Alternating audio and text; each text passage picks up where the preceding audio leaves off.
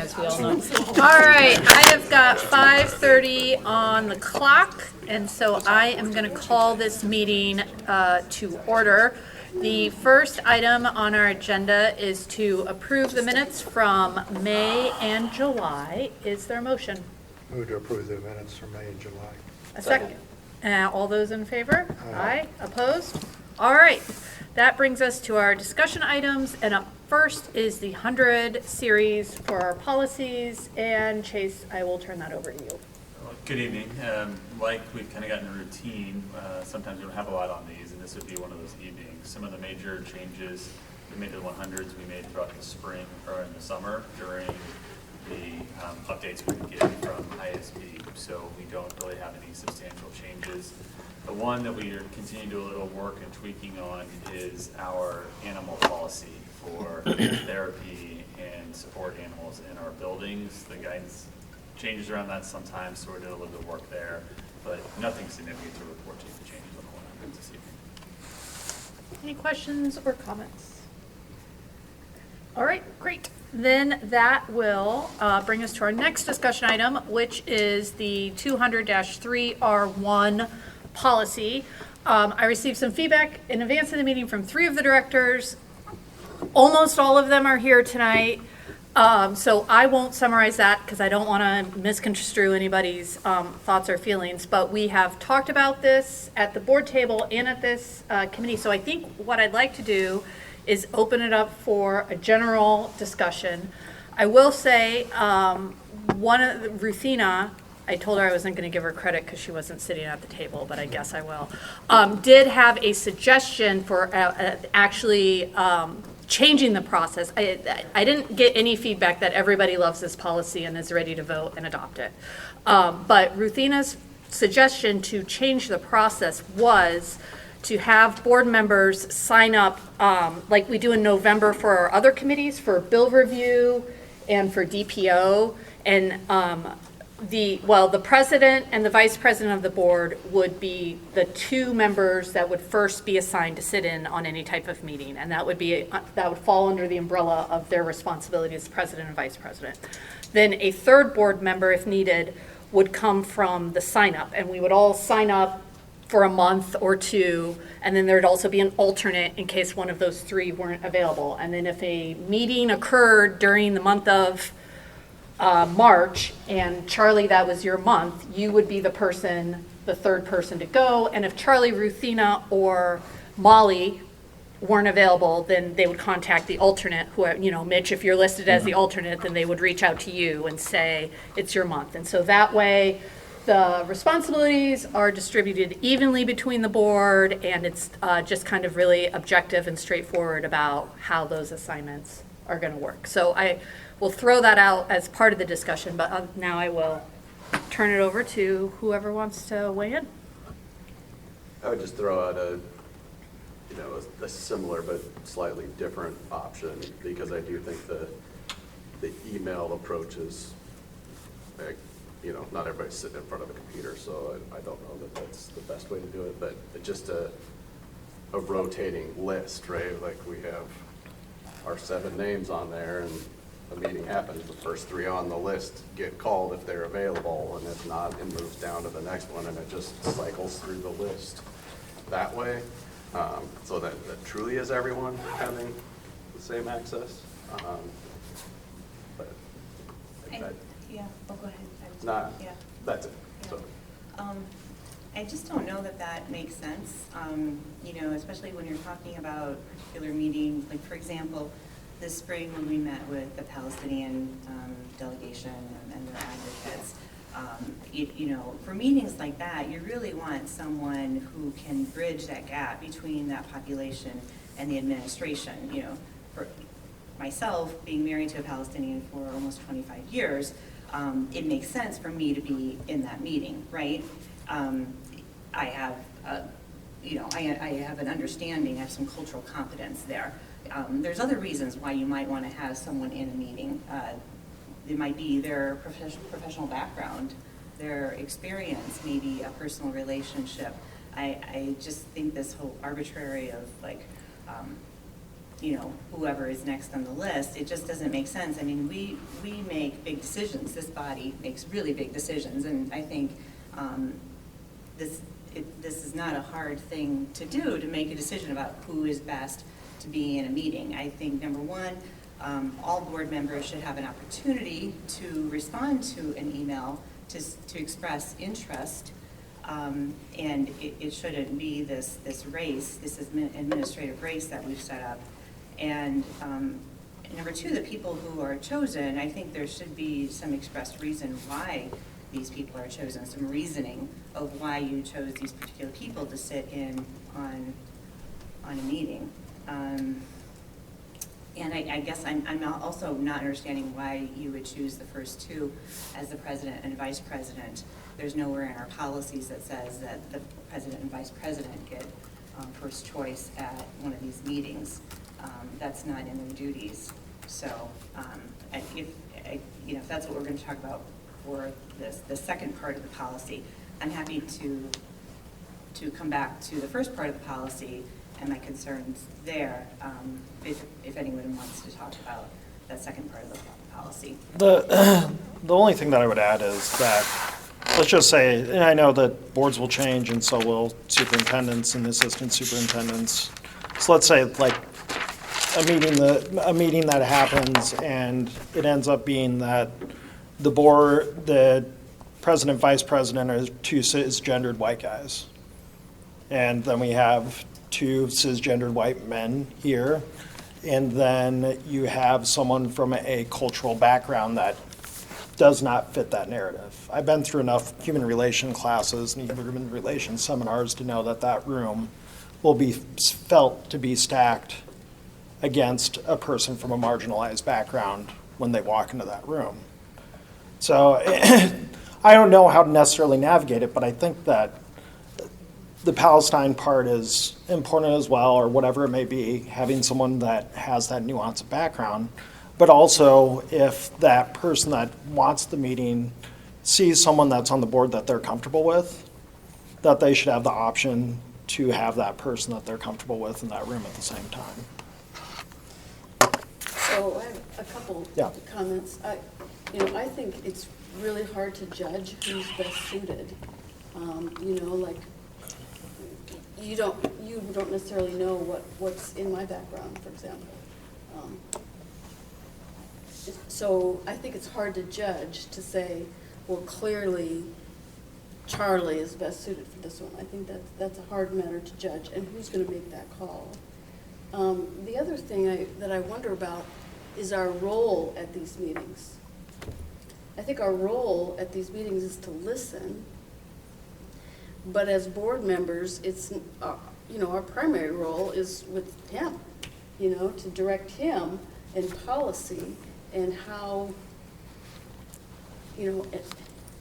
our role isn't to decide if some issue that comes before the board like that. I'm trying to think what it might be. Like, one of the things the Palestinian group wanted us to do was, they were upset about the flag that went up, our flag came down. And, that's not our job to say. Our job is to direct Matt as to how we think he should deal with it, but it's not to problem solve. And I feel like I had to learn that kind of the hard way when I started on the board. Matt will remember some, teachers at, Brady too, some teachers at Coralville Central wanted me, they were having some issue and with special ed and yada yada, and I'm like, oh yes, I can come in and meet and I can talk about it. Get that hat off, Molly, that's not your role. I'm not an administrator anymore, that's not what I do. My role is to direct Matt in what we want him to do, not to solve problems, but to direct people to who can solve them. So that's why I think I understand about the principal, president and vice president. I see what you're saying about why would we have them. But I think Sean's idea of a more random way to do it makes more sense to me because of what our roles should be at the meeting. Yeah, I understand that, and I do understand that our role is to listen. However, getting back to Mitch's point about creating an environment where our constituents feel comfortable, right? Yeah. If we represent a certain background, right? If we have some certain expertise, if we're able to talk with them on a level that others are not able to talk to them about, I do think that that's important. Representation is important. I don't think anybody can say that representation is not important when you're in a meeting like that. Mhm. So Sean's idea, I think that would work, but I think that there are times when you might want a certain person in the room because of representation.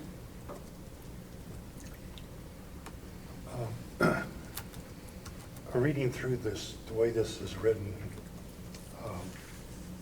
this being section 203R1, it struck me after I read it several times, it seemed like there are two different kinds of board representations that we need to provide for.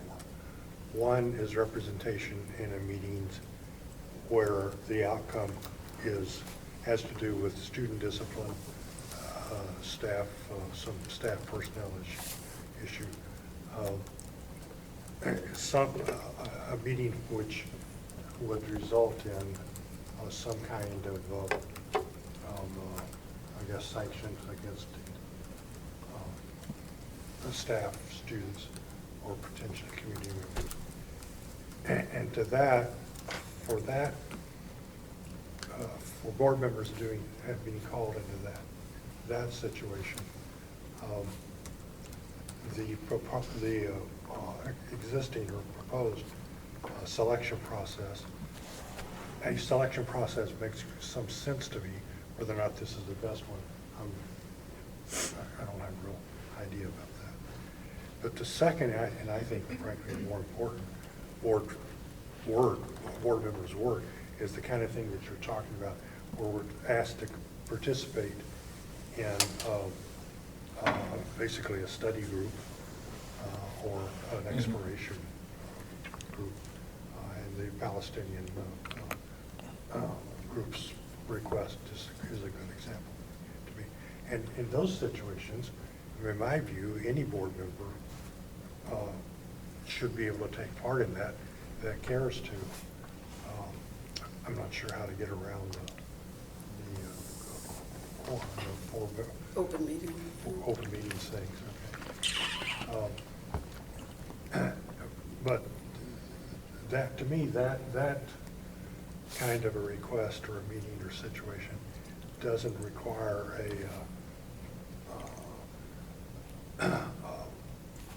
a predetermined way of figuring out which board members need to be participating in that kind of group. I think we also need to keep in mind that not everybody wants to be in the meetings too, right? Sure, So right. it's not like all 7 of us are wanting to be in these meetings, Right. right? Yeah, And they don't happen very often. right. I did have a question. How many districts have a policy like this? I don't think that there's an IASB policy example, correct? Well, This kind of got written by the team. Most districts have the policy, they don't have the regulation that was asked to be developed behind it. The regulation, the policy that sits behind is standard from ISB. Sorry. The two. The 200.3 200.3 200, is yeah. the regular, Okay. is the standard policy, and then the regulation is some that we put together to try to inform how that would happen. And do districts have policies saying that board members cannot talk to constituents about bullying issues? Yeah, I would say I'll just address that one, because I don't think that's the intent of the policy, Director Okay. Fitch. I do think, we talked about that some last time in that first paragraph. I think, of course, we want board members to be able to talk about issues with constituents, right? I think what that first paragraph tried to speak to is best practice. You always try to solve things in the organization at the lowest level possible. And so now if those steps have been exhausted, right, I mean, that's the appropriate time to express those frustrations and concerns to the board. So I think we can definitely clean up the language that in that first paragraph to make it shorter, make it just reference policy 200.3 and, you know, board member responsibilities according to 200.3. And so that was really the intent, was just to open the, I guess, the regulation, if you will, about then when meetings are necessary, how board members are chosen for the meetings. And that was kind of a board member request about, okay, well, how do we do that? Because we've kind of just been doing it informally in the past, and so that's what generated the authoring of the policy, not at all the first paragraph. I think it was you know, you guys have said that you're not satisfied with that language in the first paragraph, so we can definitely clean that up, that it's not that all of those are trying to create a chilling factor, a way the board members can't talk to constituents. That's not the intent, nor do we want people to continue to read it that way. So we can fix that part easily. I don't think that'll create much consternation for you guys, but I think the part there needs to be some probably solidification or, you know, something brought together is the process then for that. So For which kind of meeting? I'm not sure I see it as kind of in those same two categories that you do there, Charlie, necessarily.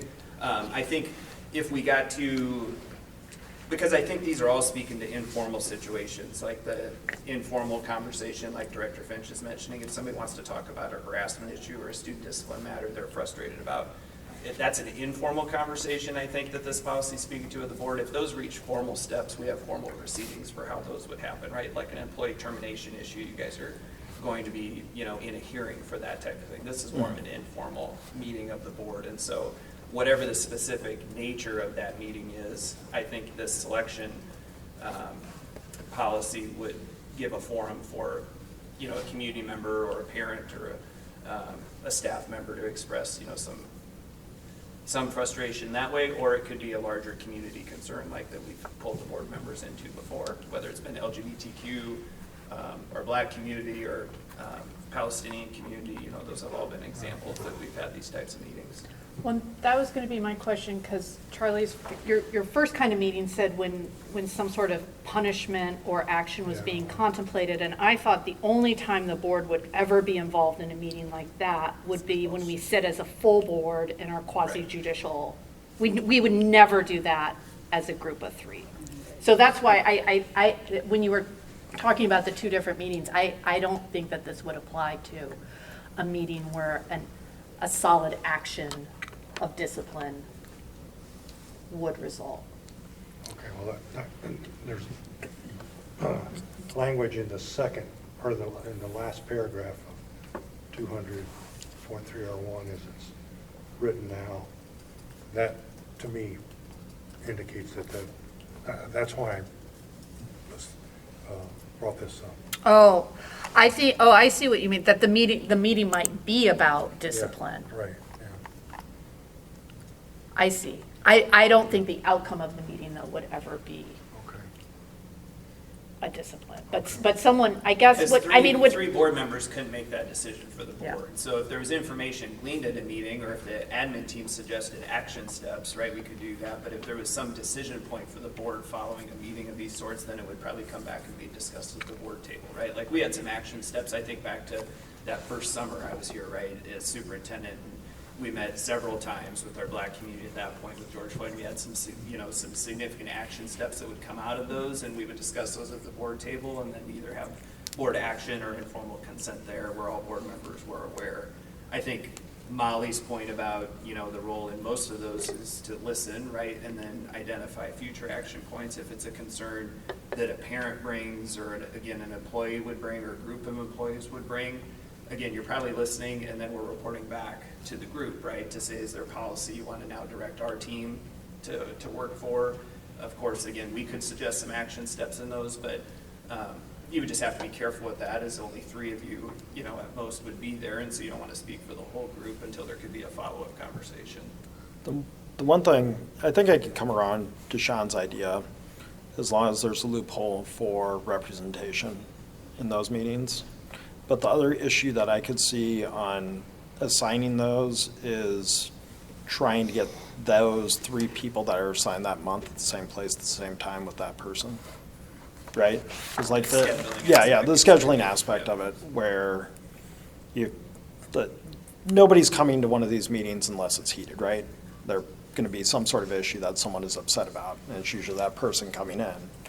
And so, you're trying to navigate a time to let those embers cool, but I don't know if I'm signed up in November and the person says, I can only make it at 3 o'clock on Monday or Tuesday, and I'm in Des Moines on Monday and at a work meeting on Tuesday, then it's like, I can't be there. Then you're just like rolling, you just go to the next Right. person. Okay. Yeah, I think that actually is Just a make great a- point, because Yeah. I think if we say, let's reach out to the board members and find out their availability, we're already selectively choosing, as opposed to saying, what's the time that works best for the parent, the student, the staff member, whatever, and administration, find a day, here's when it is, you 3 are the 3 board members on the list, can you make it at this time?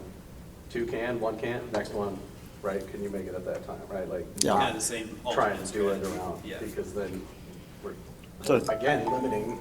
So it'd start like Sean is number 1 in November, and then you go to the number 7 on the list for then 5, 6, 5, 4, and then 3. I don't even know if you need to put months on it, right? I Yeah. think we just have a And rolling yeah, 7 list, and we people, don't sign because up for you might months, have yeah. 1 a year, Right.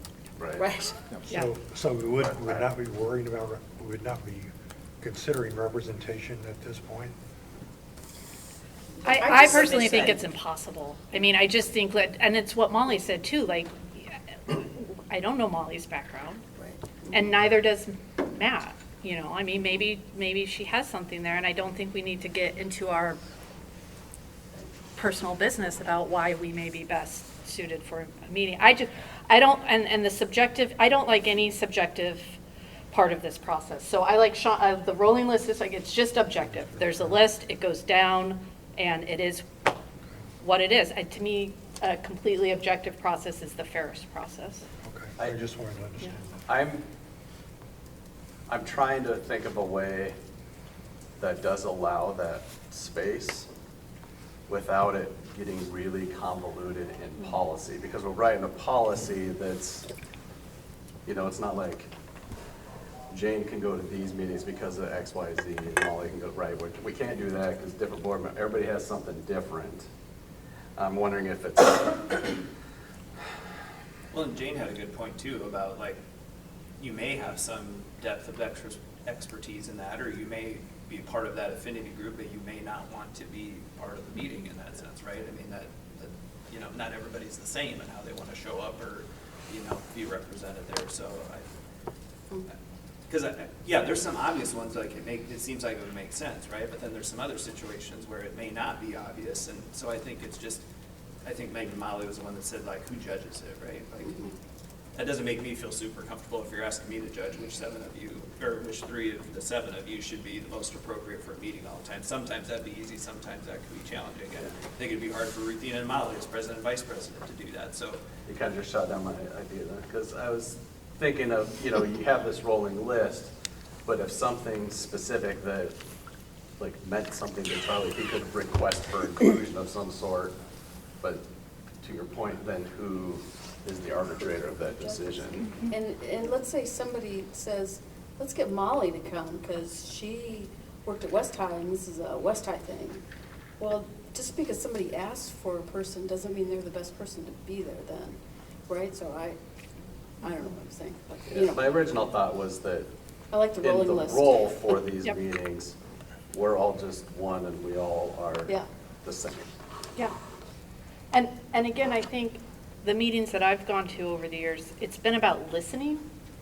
That's, to me, what the function of the board member there is, to listen. And I think sometimes if you actually don't know a lot about the situation, it's more helpful to the group that's concerned, because they get to talk to 3 board members who didn't know that this was going on, and then now even, so if it's a West High problem and you know about it, Right. but you are at the meeting, Right. and now it's Sean, Charlie, and I, now more of the board is actually informed about what's going on, and that may lead to a better solution in terms of saying, hey, I really think we need to bring this to the full board, or, get some policy around it. So can we also do this, this rolling list for some of these opportunities that come up, like speaking engagements that come up, that, we occasionally get emails about, and whoever responds first gets chosen for that? Can we just make this a rolling list, and then if person who's up for that, if they're not interested, and then they just go to the next one, for example, Do you I guess know I'm what I'm not sure what talking you're about? talking about. So, Yeah. I think we haven't had any recently, but I know in the past, President Malone has sent out emails saying, hey, a course at Iowa Med wants someone to come in and talk about leadership. Whoever responds first, you'll be the one that's chosen. Can we, maybe just incorporate this rolling list into those types of opportunities as well? So, just because I know Ruthina's going to yell at us Yeah. if we don't get up to the table soon. I think that's a direction for P&G to take Yeah. as we look at the language in the policy, right? Like, what do we want it to apply to? It might be a different policy because that's Yeah. a different thing, right? Sorry, it But- just came to but- mind, yeah. But Yeah. we can certainly work on language on a different selection process and cleaning up the languages Yeah, I to make made it a clear note. that it's not like stopping any one board member from talking to the public. That is certainly not the intent of it. Correct. Director Williams, can I try to summarize what I think we should Yeah. do? Yeah. Okay. Can I add one more thing, though? Yep.